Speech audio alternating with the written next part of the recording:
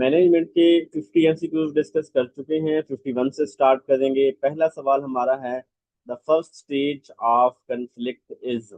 लड़ाई कब शुरू होती है, इख्तलाफ कहाँ से शुरू होते हैं? जब भी हमारी डिसहार्मनी कहीं पे होती है, उसकी वजूहात के अंदर पहली वजह क्या होती है, बात कहाँ से शुरू होती है, कैसे पता चलता है कि यहाँ पे कंफ्लिक्ट अराइज हो रहा है, होने वाला है? क्या बिहेवियर से पता चलता है? परसीव कन्फ्लिक्ट, क्या हम ये परसीव करते हैं कि यहाँ पे हमारी लड़ाई होगी? या कॉग्निशन जो है, पर्सनलाइजेशन के किसी चीज के मुतालिक हम एक हमारा दिमाग कहता है कि यहाँ ये पर्सनल हो गई हैं चीजें, या हम ये समझ लेते हैं कि यहाँ चीजें इस तरह हो रही हैं। या पोटेंशियल अपोजिशन का सामना होता है। ये रॉबिन्स जो है उसने कन्फ्लिक्ट प्रोसेस के अंदर जो पहली चीज बताई है, वो कहता है कि सबसे पहली चीज कन्फ्लिक्ट का ये होता है कि आपकी पोटेंशियल अपोजिशन अराइज होती है। आप किसी मीटिंग के अंदर बैठे हैं और वहां पे ओपिनियन ली जाती है, तो एक बंदा आपके एंटी ओपिनियन देता है, तो यहाँ पे इट मीन चांसेस है कि इस शख्स के साथ आपकी जो है वो राय का इख्तलाफ है, जो कि एक जो आपकी पोटेंशियल अपोजिशन कर रहा है, जो आपसे इख्तलाफ कर रहा है, तो यहाँ पे आपका कंफ्लिक्ट अराइज होने के चांसेस है। तो पोटेंशियल अपोजिशन जहां पे आपकी मुखालफत होगी, वहां पे चांसेस हैं कि वहां पे आपका जो है वो कंफ्लिक्ट अराइज होगा। 5 स्टेप उसने बताए थे। पोटेंशियल अपोजिशन या इनकम्पैटिबिलिटी, आप वहां पे फिट नहीं आ रहे। और सेकंड, कॉग्निशन पर्सनलाइजेशन, थोड़ा सा आगे आप निकल गए, पर्सनल हो गया। इंटेंशन आपकी बता रही है कि आप इख्तलाफ रखते हैं, आपका रवैया बता रहा है। और उस रवैये की बाद आपका जो आउटकम है, जो आपने उनको चीज़ों को मानने से, उनके साथ चलने से, उनके साथ जॉब करने से इनकार कर दिया है, कि यहाँ इट मीन कि आपका वहां पे कंफ्लिक्ट है, और ये फाइनल हमें आउटकम से पता चल जाएगा। सेकंड क्वेश्चन है, there are several sources of conflict. Conflict के बहुत ज्यादा सोर्सेज हैं। When structure is the source of conflict, we mean that. Structure क्या होता है? ढांचा। ढांचा क्या होता है? जिसके अंदर चीजों को बड़े तरतीब के साथ जो है वो रखा जाता है।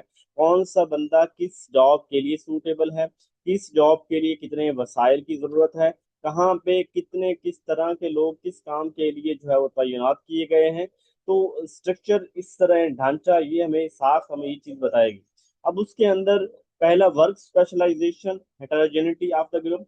कि एक तो एक कंपनी, एक इदारा, उसके अंदर डिफरेंट डिपार्टमेंट, हर डिपार्टमेंट के अंदर काम करने वाले मखसूस एजुकेशन के वहाँ पे लोग, और डिफरेंट तरह के वहाँ पे जो है वो हर चीज को चलाने के लिए डिफरेंट तरह के ग्रुप हैं। अब ये मुख्तलिफ तरह के लोग मुख्तलिफ एक डिफरेंट सिचुएशन के अंदर जहाँ काम कर रहे होते हैं, वहाँ कन्फ्लिक्ट अराइज होते हैं। इसकी मिसाल आप एक छोटी सी ये भी ले सकते हैं कि एजुकेशन सेक्टर में ना, जो फेडरल की जॉब्स हैं, हमें लोगों को चार्म करती हैं कि प्रोवेंसेस से ज्यादा प्रोविजन फेडरल के अंदर मिल रहे हैं। अच्छा, लेकिन फेडरल के अंदर कन्फ्लिक्ट ज्यादा होते हैं। वहाँ एक स्कूल के अंदर, एक कॉलेज के अंदर, पाकिस्तान के चारों प्रोवेंसेस, जीपी, कश्मीर, फेडरल, जहाँ से जो है वो डिफरेंट जगह से लोग तैनात होते हैं। उनका डिफरेंट हेटेरोजेनिटी, उनका बैकग्राउंड जो है वो डिफरेंट होता है। और किसी एक जगह पे आके वो काम कर रहे होते हैं, और उनकी इतनी संपैथी, हारमनी अपने कुलीग्स के साथ नहीं होती। मेरा दोस्त बताता है कि वहाँ पे हम जो है वो पश्तून, बलोची, सिंधी और पंजाबी, इस नोयत से वहां पे गर्दाने जाते हैं। और कोई किसी की जो है वो वहां पे परवाह नहीं करता कि कौन कहाँ से है। कोई किसी का दर्द नहीं समझता, कोई किसी की मजबूरी नहीं समझता। तो वहां पे हमें बड़ा जो है ना वो अपनी आपको खुद ही वहां पे जीना पड़ता है। तो ये, और जबकि हम अपने जगह पे देख लें, तो हम हर चीज के अंदर जो है वो दोस्त हमारे साथ चलते हैं, एक ही कम्युनिटी के लोग होते हैं, हम अपनी प्रॉक्सी भी लगाते हैं, हम सारा कुछ करते हैं। तो खैर, ये कंफ्लिक्ट जो है वो अ, वजह बनती है। तो पहला स्ट्रिक जो है, ये आंसर जो इसका करेक्ट है, ये वाला है। ठीक है। और बाकी जो सिमेंटिक अल्फाज के तौर पे, defence of insufficient information causing conflict, अब ये स्ट्रक्चर के अंदर चीजें जो है वो बाकी नहीं आएंगी। तो स्ट्रक्चर के अंदर क्या आती है कि वर्क स्पेशलाइजेशन क्या है, डिपार्टमेंट कितने हैं, कौन से हैं, उनकी ऑर्गेनाइजेशन क्या है, साइज क्या है, उनकी डाइवर्सिटी ऑफ एम्प्लॉयज कहाँ कहाँ से हैं, लीडरशिप स्टाइल क्या है। तो ये चीजें उसकी स्ट्रक्चर के अंदर आते हैं। 53 है, conflict can have several positive outcomes such as. कुछ अच्छी बातें भी होती हैं जिंदगी में। जब कहीं मैं मसाइल के अंदर फंसा हूँ, तो सबसे ज्यादा लर्निंग मेरी वहीं पे हुई है। कभी कभी जिंदगी में ना बड़ा स्मूथ सा और बड़ी आसानी के साथ इजी वे में जिंदगी चल रही होती है, तो पता नहीं ऐसे ही दिल में आता है कि दो वजह हो सकती हैं। मैं अपनी परसेप्शन बता रहा हूँ, ये साइंटिफिकली नहीं है। हम मुसलमान कुछ अजब अजीब तरीके से सोचते हैं कि यार, या तो जो है ना खुदा मुझसे नाराज है, अल्लाह मुझसे नाराज है कि मेरी जिंदगी इतनी आसान हो गई है, मसला ही कोई नहीं है, और अल्लाह मुझे कहीं दुनिया तो नहीं सिर्फ दे रहा। ये अपनी एक राय बता रहा हूँ, हर एक मुख्तलिफ हो सकती है। और कभी कभी जो है ना वो ये होता है कि यार मैं ज्यादा कोई सुकून के अंदर नहीं आ गया, इट मीन कि मैं ग्रो नहीं कर रहा, मेरी ग्रोथ नहीं हो रही। ग्रोथ तभी होती है जब मुश्किलात होती हैं, यानी जो बंदा जितनी जितनी मुश्किलात से गुजर रहा है, इसका मतलब है कि उसकी ग्रोथ हो रही है और उसकी कल को जो है वो आगे बढ़ने के चांसेस ज्यादा है। तो मैं इन दो तरीकों से सोचता हूँ कि अगर आज का दिन हमारा सुकून से गुजरा है, इसका मतलब है मैंने अपने कल के लिए कुछ नहीं किया। और अगर आज मैंने कुछ स्ट्रगल बर्दाश्त किया, तो इसका मतलब है कि मैं अपने कल को बेहतर करने के लिए आज मैंने कुछ स्टेप उठाया है। तो कन्फ्लिक्ट जो होते हैं ना, मैंने जिंदगी में जब जब मैं मसलों के अंदर फंसा हूँ, तो मैंने जिंदगी की बेहतरीन लर्निंग जो है ना, ये मसलों के अंदर फाइंड किया है। और मजा आया है, नए ताल्लुकात बने हैं, नए लोगों से वास्ता पड़ा है, नई चीजें मैंने जो है वो सीखी हैं, जो कि सालों महीनों आप यूनिवर्सिटी कॉलेज से नहीं सीख सकते। जब आप अपने मसाइल के अंदर प्रैक्टिकल वे के अंदर फंसते हैं और उस प्रॉब्लम को आप अपने बल पे खुदा की मदद से आप उसको सॉल्व करते हैं, तो ये आपकी लर्निंग होती है। तो ये जो है ना, सेवरल पॉजिटिव आउटकम जो है वो कन्फ्लिक्ट में हैं, और उसके अंदर एक decent amount of time taken to make a decision. ये तो नहीं है कि फैसला करने में हमारा टाइम कम लगता है, हम जो मसले पे फंसते हैं। Keeping a minority position from controlling the decision, हम निचली पोजीशन। स्टिमुलेटेड क्रिएटिविटी, इस क्रिएटिविटी और जो इनोवेशन है ना, इसका करेक्ट आंसर होगा कि इससे हमें ये मिलती है।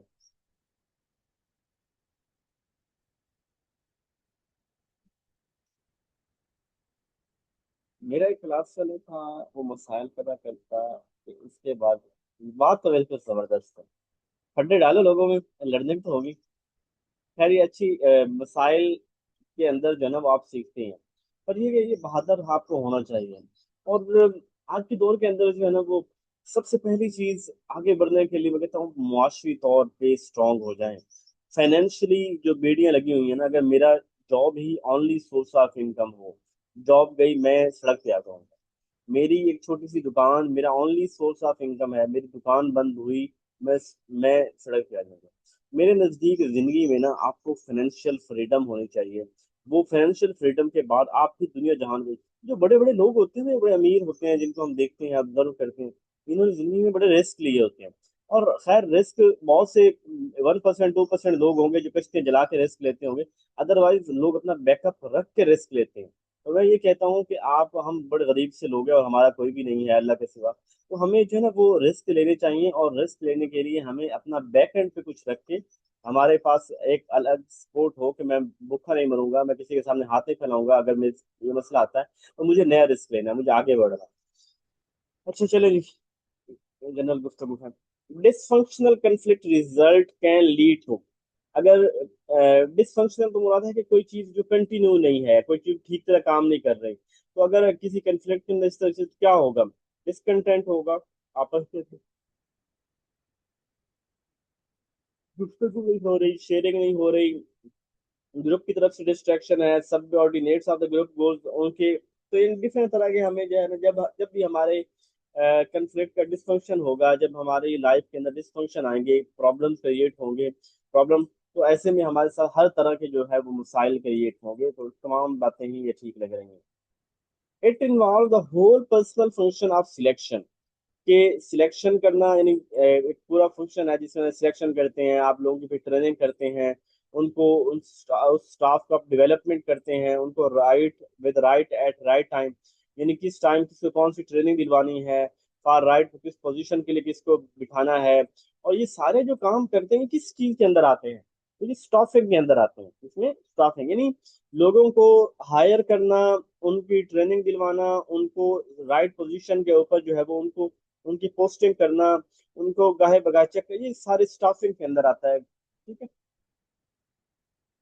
नेक्स्ट है it verify progress through record, कि आपकी जो प्रोग्रेस है वो किसी रिकॉर्ड के जरिए, किसी रिसर्च के जरिए, कोई इंस्पेक्शन के जरिए, और फिर ये इंश्योर भी किया जाता है कि जो आपकी प्रोग्रेस की रिपोर्ट वगैरह बनाई गई है, रिकॉर्ड या रिसर्च या जो बनाया गया है, वो जो है ना वो चीफ एग्जेक्टिव को उसको पहुंचाना, और जो है वो ये देखना कि कौन इसका रिस्पॉन्सिबल है, ये सारी चीजें जो है ना, ये क्या कहना, ये रिपोर्टिंग कराती हैं।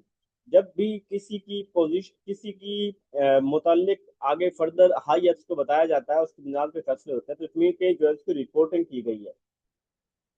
57 it involve developing an outline of the thing that must be accomplished and the method of accomplishing them, the activity attempt to forecast further action and direction of the organization.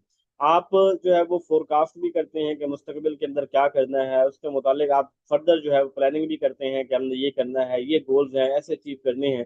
तो ये सारा काम जो है planning के अंदर बता रहा है, किसके अंदर आता है, प्लानिंग के अंदर आता है। In the democratic model decision are taken with the help of, democratic के अंदर जो डिसीजन है वो प्योर डेमोक्रेसी या लिमिटेड डेमोक्रेसी दोनों ठीक है।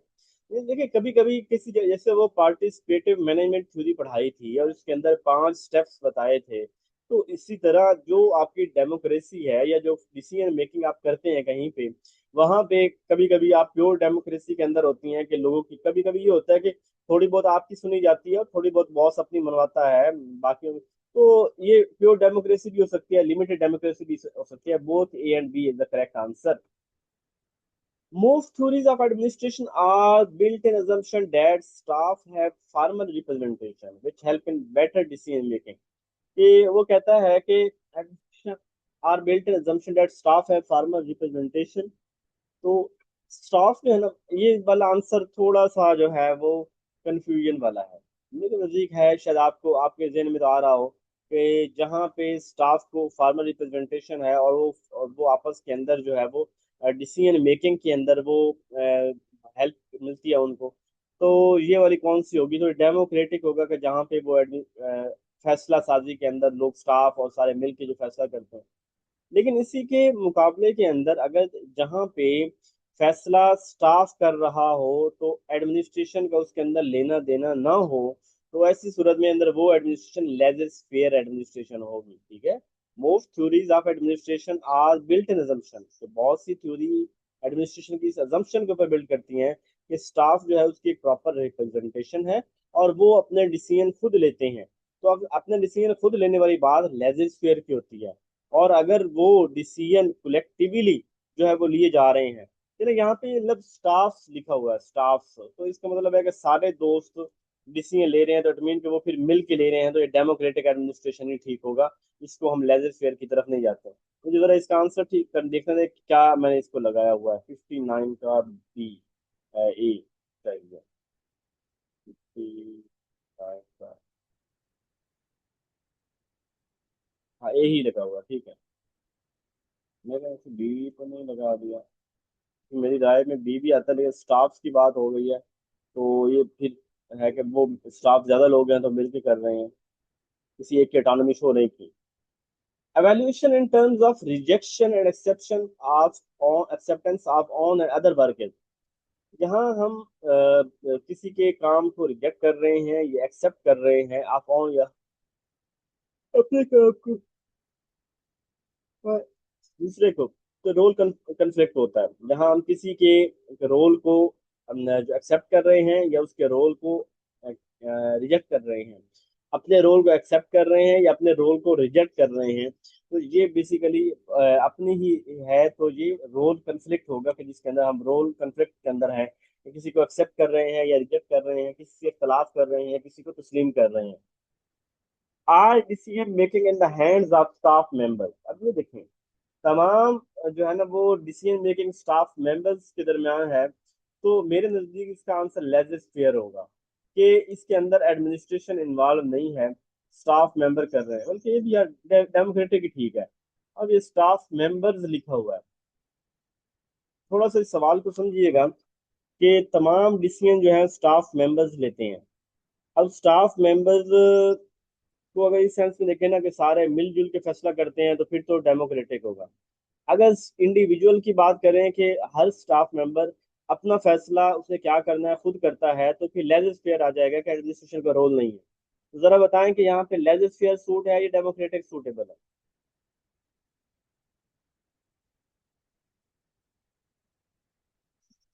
जी। यहाँ पे लेजिस्लेयर हो जाएगा सर। हाँ जी। लेजिस्फियर नहीं हो जाएगा, all decision making in the hands of staff members. चलिए ठीक है, यानी आप कह रहे हैं कि लेजर फेयर नहीं होगा, डेमोक्रेटिक होगा। अच्छा, इसको वो 61 है। 61 को जस्ट मुझे वन टाइम देखने दें कि मैं 61 का क्या लगाया हुआ है। और क्या होना क्या था, 61 का बी लगाया हुआ लेजिस्फियर है, इसको मैं यही कर देता हूँ। इसके ऊपर थोड़ी नहीं सी आप सर, और कोशिश कीजिएगा। हाँ जी, लेजिस्फियर ठीक है ना, मैं लेजिस्फियर कह रहा हूँ। लेजिस्फियर ठीक होगा। मैं इसलिए वो कह रहा था कि आप इसको दोबारा अगेन देखिएगा। मेरे नजदीक भी ये लेजिस्फियर ही है कि यहाँ पे कोई एडमिनिस्ट्रेशन का रोल नहीं, कोई डेमोक्रेसी फैसला है, बस हर बंदा अपना फैसला खुद ले रहा है। तो ऐसी सूरत के अंदर ये लेजिस्फियर होगा। नॉन पुनिटिव रिस्पॉन्स, जहाँ पे कोई मार धाड़ नहीं होती, बस डांट डपट हो सकती है थोड़ी बहुत, तो ये माइल्ड रिस्पॉन्स बोलते हैं इसको, ठीक है, माइल्ड रिस्पॉन्स। ये जहाँ पे फुट फाट हो थोड़ी सी, तो वो हमारे पास आ जाते हैं मॉडरेट के अंदर, स्क्वेयर के अंदर। रेप्रीमेंडिंग, बेहतर करना स्टूडेंट को help restore order in classroom के अंदर आर्डर को।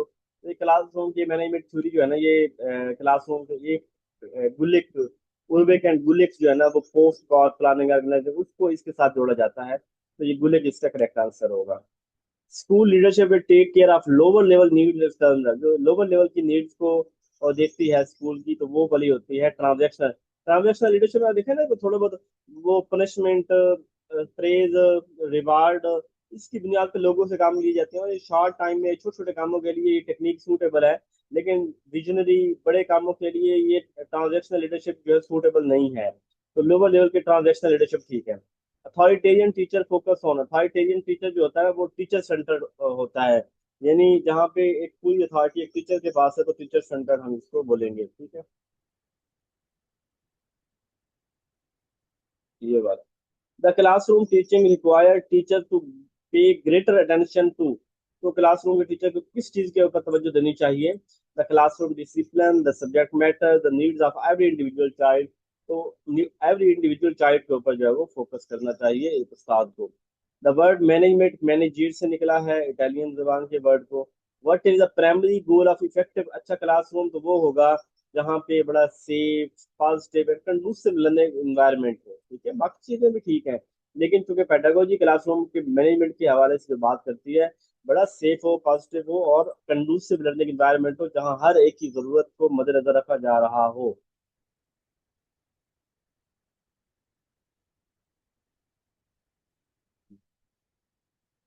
भी option, process by which government translate their political vision into program and action to deliver outcome derived change in the real world known as।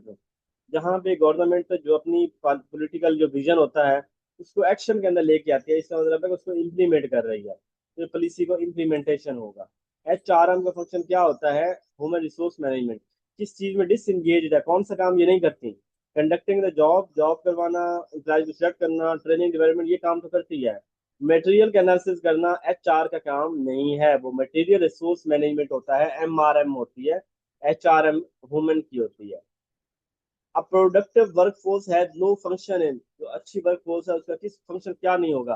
Providing better service देगी, heavy clarity of responsibility होगी, organizing the work होगा, sanctioning compensation to an employee. अब employee को compensation करना ये production वालों का काम नहीं है, ये तो HR या मैनेजमेंट का एडमिनिस्ट्रेशन का काम है कि वो एम्प्लॉयज को कंपनसेट करे। लोग जो वर्क फोर्स है, जो यूथ है, वो तो ये काम नहीं कर रही हो, ठीक है। If leader is engaged in proper maintenance of school record, he she is performing। School का रिकॉर्ड अगर मेंटेन कर रहा है ना, इसे एडमन फंक्शन कहते हैं, इसे एडमन ब्लॉक एडमिनिस्ट्रेशन फंक्शन उसको बोलते हैं। Theories in which efforts have been made to identify the personal qualities of an effective leader are known as। तो इफेक्ट, जहाँ हम किसी क्वालिटीज की बात कर रहे होते हैं तो ट्रेड्स बोलते हैं, इसका अलग क्वालिटीज का दूसरा नाम ट्रेड्स भी है। हम वहाँ पे उन टीचर्स की ट्रेड्स के हवाले से बात कर रहे हैं। टोटल क्वालिटी मैनेजमेंट जापानी जापानीज का कंसेप्ट था। हाँ जी, थैंक यू अगेन। रेशम जी, मैंने तो पता क्या लगा मैं। बस, ओ, पता नहीं, असली मैं तो लेके कोई नहीं बस हैदर जी, सॉरी, डिसरप्शन हो गई। हाँ जी, आवाज आ रही है, स्क्रीन शो हो रही है।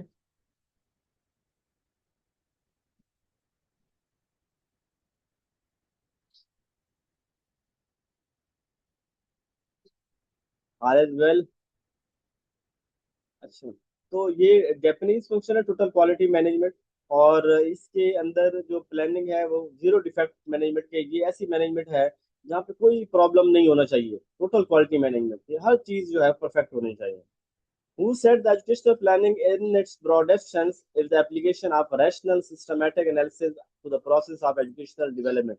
ये पीएच का होम्स कहता है। George's mayor rice was a great, George's mayor rice जो था वो एक ग्रेट था, क्लासरूम ऑब्जर्वर के तौर पर इसको जाना जाता है। Who has initiated landmark decision making in education? Education के अंदर डिसीजन मेकिंग के अंदर बहुत ज्यादा काम से किया। गिफ्ट के अंदर इन्होंने, ये बस थोड़े रटा लगा लीजिएगा, नई टर्म्स है। अच्छा, the nomenclature is used for the following purpose. The healthier procedure is to induce growth rather than to remove defect is। तो ये वाली किसके अंदर आएगा कि जहाँ पे एक हेल्थियर प्रोसीजर होगा वो हमें लेके जाएगा, ग्रोथ की तरफ लेके जाएगा, और बजाय हमारे वो जो डिफेक्ट्स है उसको रिमूव करेगा। तो ये वाली कंस्ट्रक्टिव सुपरविजन होती है जो हमें आगे की तरफ लेके जाती है। एग्जामिन करना किसी को होता है जांचना, एनालिसिस करना, एग्जामिन करना, जांचना, एनालिसिस करना। Inspection, laissez-faire, process training and guidance, democratic, ये 5 टाइम्स की सुपरविजन है, और वाइज से इसके मुतलिक बात की थी, रट्टा लगा लीजिएगा। Which one can be called the service act? Service activity, ये टीचर्स का काम होता है, सर्विस का होता है। सुपरविजन वाले जो होते हैं ना, ये सर्विस होती है कि उनकी गलतियों को दूर करना, बेहतर करना, ये supervision. Which of the following consider administration on a way to organize, command, coordinate and control the education? तो जो कमांड कंट्रोल एजुकेशन है, ये कौन करता है? Administration in way to organize करना, कमांड करना, कोऑर्डिनेट करना, ये फाइल की है, PO CCC, planning, organizing, coordinating, controlling, commanding, ये फाइल का है। There are two theories of leader, leadership की थ्योरी ट्रेड थ्योरी भी है और बिहेवियरल थ्योरीज भी हैं, यानी इसको बिहेवियरल थ्योरी भी बोलते हैं, जिसके अंदर और डिफरेंट थ्योरीज जो है फॉल करती हैं।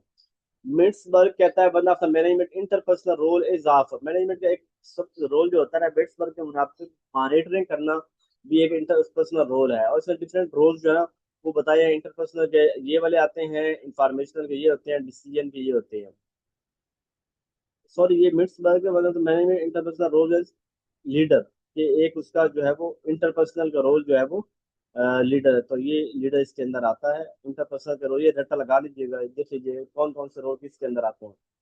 And way theory is leadership multi dimensional, multi dimensional theory से मुराद क्या है? ये बहुत सी चीजें, तो ये सिचुएशन थ्योरी के अंदर ना, यानी कभी लीडर को कौन सा बिहेवियर रखना पड़ता है, कभी वो लेजिस्लेटर होता है, कभी डेमोक्रेटिक, कभी अथॉरिटेटिव, अथॉरिटेरियन। तो ये हमारे पास जो मल्टी डायमेंशनल होती है ये सिचुएशनल थ्योरी में आती है। यहाँ पे सिचुएशन के मुताबिक लीडर अपना स्टाइल बदल लेता है। Which supervision technique help the teacher correct their fault and encourage their professional ambition? अपने ये करेक्ट करना, एक करेक्टिव सुपरविजन होगा कि अपने फॉल्ट्स को ठीक करेगा और आगे लेके चलेगा, करेक्टिव होगा। A classroom can be a warm and cherry place, बड़ी क्लासरूम जो बड़ी चेरी प्लेस होनी चाहिए, बड़ी खुशी की जगह होनी चाहिए, स्टूडेंट एंजॉय करे। तो इन्वायरमेंटल कंट्रोल हमेशा कंट्रोल के ऊपर हमारा हो कि वो क्लासरूम ऐसे चल रही है।